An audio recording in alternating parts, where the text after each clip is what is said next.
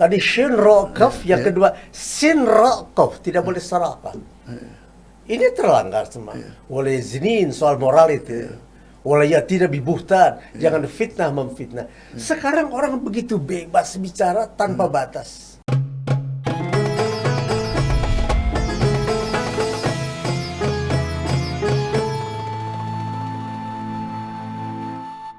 Itu yang melahirkan pasal tentang anak yatim fakir miskin dijamin oleh negara.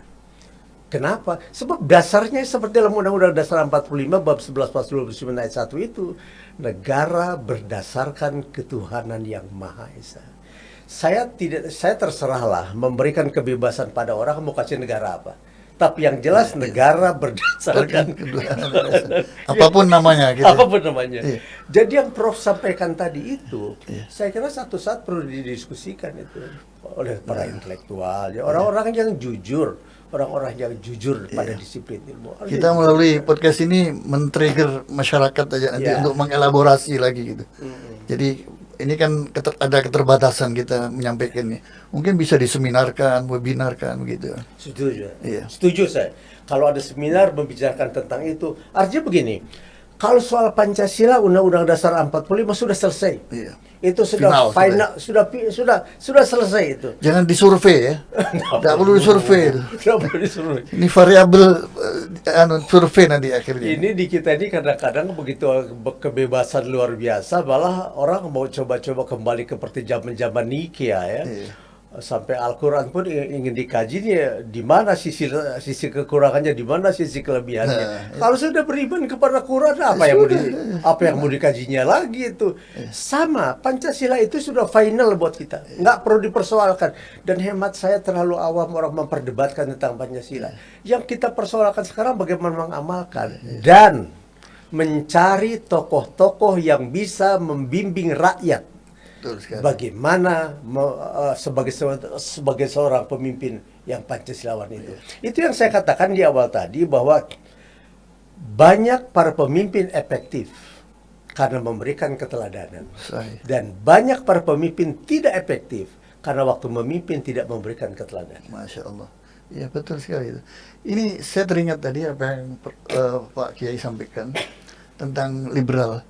Bahwa liberal itu memang tidak mengenal ilmu itu final.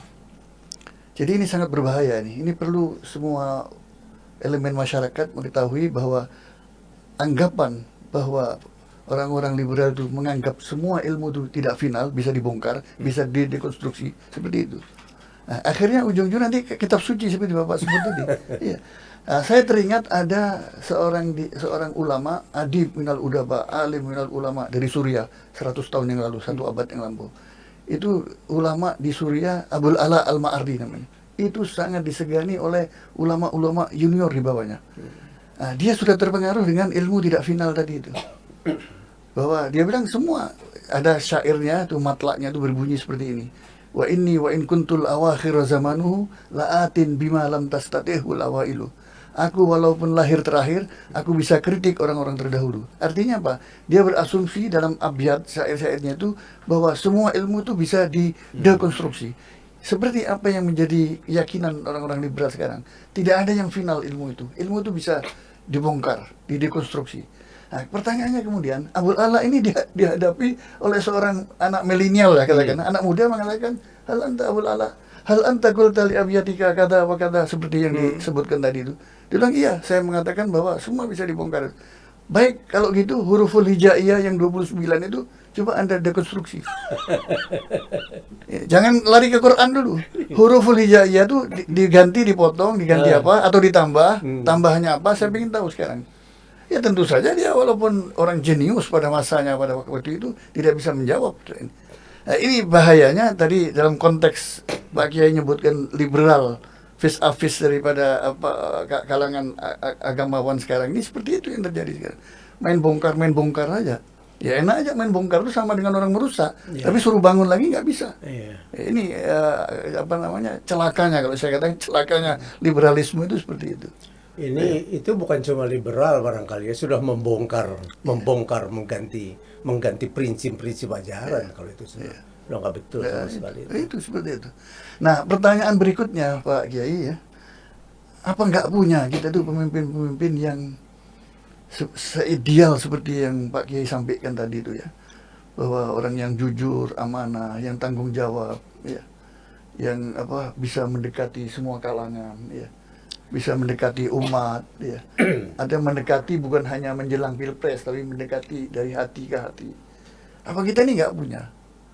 Karena abad digitalisasi seperti ini jarang orang ketemu. Apa nggak mungkin kita memiliki di sela-sela ini pemimpin yang seperti itu? Menurut antum bagaimana?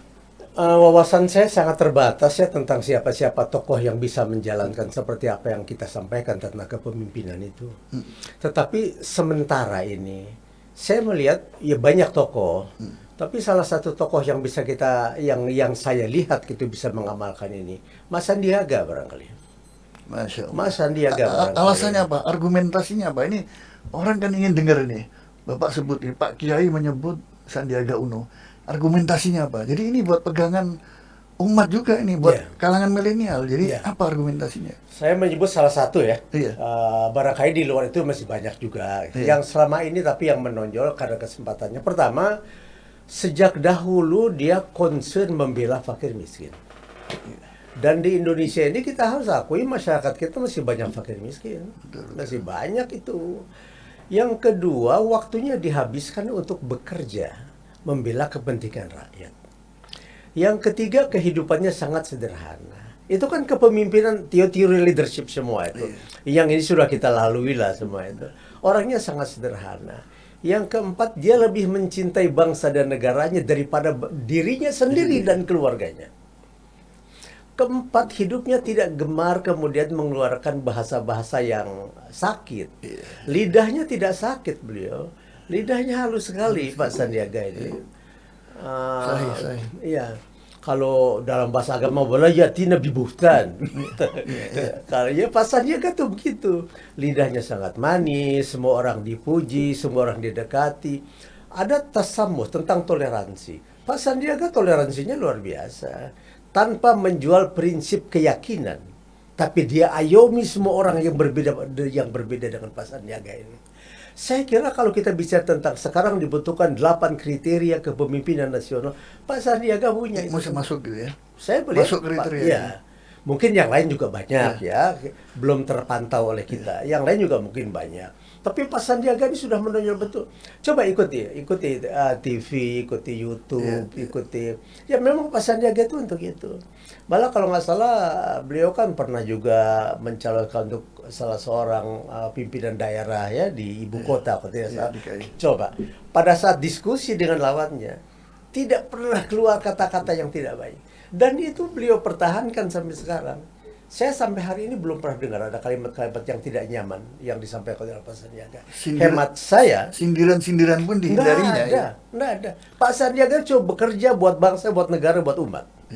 Kalau sekarang orang berbicara tentang 8 kriteria kepemimpinan nasional yang dibutuhkan, Pak Sandiaga memenuhi itu semua. Hemat saya. Orang bisa berpendapat lain. Baik, menurut saya ada yang tertinggal tadi. Kehidupan keagamanya bagaimana? Ini kan kaum santri di pesantren-pesantren, di sekolah-sekolah agama. Kan biasanya kedekatan itu melalui kehidupan keagamanya. Kehidupan keagamanya Sandiaga Uno tadi belum dijelaskan tuh, hanya dari aspek lain. Dulu yang mulai acara-acara di televisi ini barangkali beberapa tokoh besar, saya termasuk membantu. Saya ikut membantu. Ibunda Sandiaga ini itu termasuk host saya. Wawancara saya. Dan Sandiaga tuh suka dibawa juga. Saya suka tanya gini, ini kenapa dibawa ini? Katanya, biar belajar agama sejak sekarang. Itu setiap Ramadan mengundang saya untuk mengadakan kuliah Ramadan. Sudah dekat sebelumnya ya Pak Kiai? Sudah. Tahun berapa itu kira-kira Pak Kiai? Beliau masih muda ya, masih muda. Sejak beliau memimpin pengusaha muda Indonesia, itu pengusaha-pengusaha itu diarahkan betul. Bagaimana kalian dengan rizki yang kamu peroleh bisa memberikan sumbangsih pada kebesaran agama dan bangsa. Malah ada kalimat yang bagus dari Sandiaga yang orang belum tahu. Pak Sandiaga pernah berkata begini, rizki kita ini teman-teman, begitu bahasa beliau Pak. Rizki kita teman-teman itu rizki yang sudah kita sedekahkan. yang di bank, yang di tangan kita, di saku kita, bukan rezeki kita itu. Jangan-jangan rezeki keluarga kita nanti. Saya pikir ini kalimat berhujjah, kalau bahasa kita di pesantren ya. Ini berhujjah sekali dia bicaranya ini. Beliau ini orang yang tidak banyak bicara agama, tapi pengamal agama. Ada orang yang banyak bicara tentang agama, tapi bukan pengamal agama. Sandiaga bukan tipikal itu. Iya, saya mendengar dari media juga ya, Iya. nggak lupa bukan dia yang bicara tapi direportasekan bahwa sesuatu ibadah sunnah yang tidak pernah ditinggalkan tahajud sama duha. Gitu. Iya, betul. Betul itu ya. Betul. Betul. Malah jangan ngundang Pak Sandiaga hari Kamis dan hari Senin. Puasa Senin Kamis ya. Sebab beliau tidak mungkin bisa menikmati hidangan kita. Itu jangan di luar itu. Kalau ke kantor, di kantor kita telepon sekretarisnya. Coba telepon Prof, coba telepon sekretarisnya. Nanti akan berkata gini, ya sebentar lagi Prof akan saya sambungkan. Beliau masih salat duha. Dan itu beliau kerjakan. Tepat pada waktunya ya. Iya. Rutin itu ya. Rutin. Iya. Jadi tanpa gembor-gembor ceramah tentang bab duha dan lain sebagainya. Beliau lakukan itu. Iya. Itu salah satu hal yang membuat saya respect kepada beliau. Dan kebetulan saya punya pengajian, Prof. Iya. Untuk para pimpinan pondok pesantren di Jawa Barat ini 3 bulan sekali kita bertemu. Sebuah respect kepada beliau. Sangat respect. Karena akhlaknya itu. Kalau mencari orang pandai, banyak lah ya. Banyak orang pada zaman sekarang. Tapi iman dan hidayah itu kan tidak bisa datang kepada semua orang ya. Betul, betul. Sandiaga ini termasuk orang yang imannya baik. Saya lihat perilakunya, kalau pakai bahasa kita amalia sosialnya juga baik, gitu ya. Pergaulannya juga baik dan sangat cinta kepada masyarakat kecil. Di Indonesia ini mayoritas kita masih belum jadi negara yang terlalu bisa kita banggakan. Saya kira Pak Sandiaga, andai kata Pak Sandiaga, kita juga tidak tahu, jangan-jangan kata beliau, aku memimpin perusahaan aja lah. Hemat saya jangan. Pak Sandiaga dibutuhkan untuk tampil ke gelanggang lain selain Kalau dalam jadi bisnis. pengusaha saja mubazir. Mubazir nanti. Jadi padahal dibutuhkan oleh masyarakat. Saya memang nggak kenal ya, kalau Pak Kiai sudah jadi gurunya ya. Kalau saya lihat cerita ini sudah gurunya langsung ini. Kalau saya nggak pernah ketemu sekalipun. Tapi saya melihat media pemberitaannya, kemudian fotonya, itu lihat mukanya aja udah adem ini Pak. Ya karena belum ketemu ya, melihat mukanya. Itu lebih objektif dari Lebih saya. objektif ya. Kalau saya Ini kalau ketemu apakah sama dengan lihat fotonya aja udah adem gitu. sejuk ya. Ya sejuk gitu ya, artinya kayak ada kedamaian gitu ya. Iya. Nah, sekarang pertanyaan saya, ini mungkin pertanyaan terakhir Pak Kiai ya. Apa nggak ada begitu langkanya ya kalau hanya Sandiaga Uno, apa nggak ada yang memenuhi kriteria 8 tadi plus kehidupan keberagamaannya seperti tadi itu, salat duha, salat tahajud dan sebagainya. Calon-calon pemimpin kita yang seperti itu. Ya sebenarnya sih kita masih bisa menyebutkan yang lain seperti Pak, ini tidak bermaksud apa-apa ya. Iya. Mas Anies juga begitu, Iya. Pak Gatot Nurmantio juga begitu, soal kesolehannya tuh Pak. Iya. Masih banyak lah yang lain juga seperti itu. Ini ini kan salah satu contoh saja yang kita sampaikan gitu. Ya kebetulan yang saya tahu. Tapi yang paling objektif itu yang Prof bilang itu. Kalau Prof kan belum dekat. Belum ketemu sekalipun belum pernah. Tapi bisa menilai gitu. Lihat, Itu kan mewakili masyarakat banyak artinya seperti itu. Ya kalau misalnya 2 nama disebutkan tadi itu kan latar belakangnya berbeda, bukan pemuda, bukan. Ini saya melihat ya dari satu sisi yang lain ya, Sandiaga Uno itu dekat dengan mak-mak gitu. Ini sesuatu kalau misalnya Pak Gatot misalnya latar belakangnya TNI belum tentu bisa seperti Sandiaga Uno dekatnya kepada mak-mak itu. Karena pertama dia TNI ya, militer, mungkin mak-maknya kabur tuh. Anies dengan seperti anak terhadap ibunya, terus dia bisa menampung ya, bisa menganggap seperti ibunya. Sehingga tidak mustahil pada masa periode lalu itu seperti itu, mak-mak itu jatuh hati kepada kebersahajaannya itu saya lihat. Pak Sandiaga ini yang menyebabkan mama jatuh cinta ya. Beliau bersahaja sekali kan. maka pergi jalan-jalan ke Tegal, makan di warteg. Saya sendiri sebagai kiai makan di warteg itu hampir nggak pernah.